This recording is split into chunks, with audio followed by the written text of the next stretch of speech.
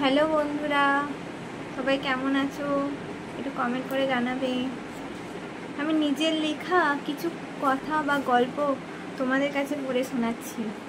গল্পটার নাম হচ্ছে সেই মেয়েটির সৌভাগ্য। রচনা রিমা ঘোষ মণ্ডল। গ্রামের নাম শিবপুর।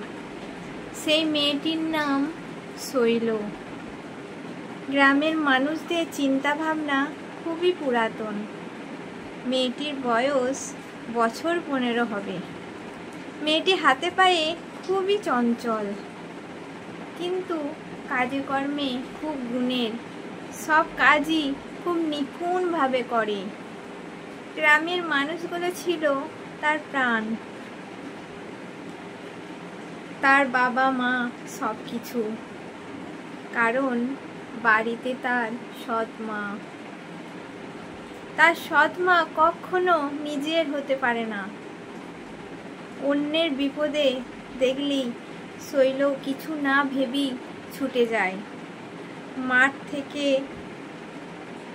মাঠে ঘাটে ঘুরে বেড়ায়।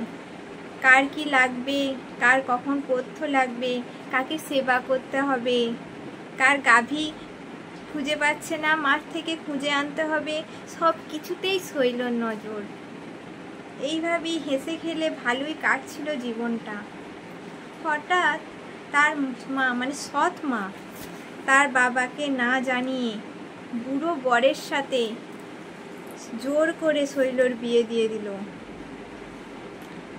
শৈল শ্বশুর বাড়ি যাওয়ার সময় বাবাকে জড়িয়ে ধরে কেঁদে বলল, তুমি তো কিছুই করলে না বাবা, কিছুই তো বললে না।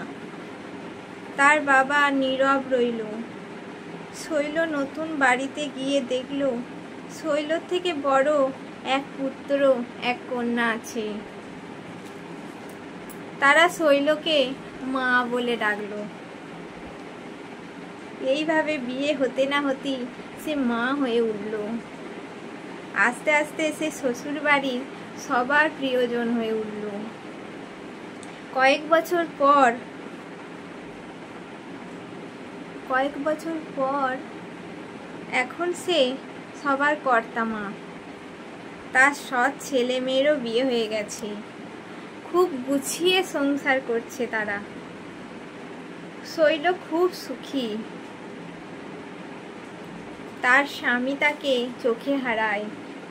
কপালে যদি সুখ থাকে, বাসা বাঁধে, তাকে তাড়াবে কার সাধ্য। মাঠে ঘাটে অলি গলিতে ঘুরে বেড়ানো শৈল আজ বড়ই সুখী।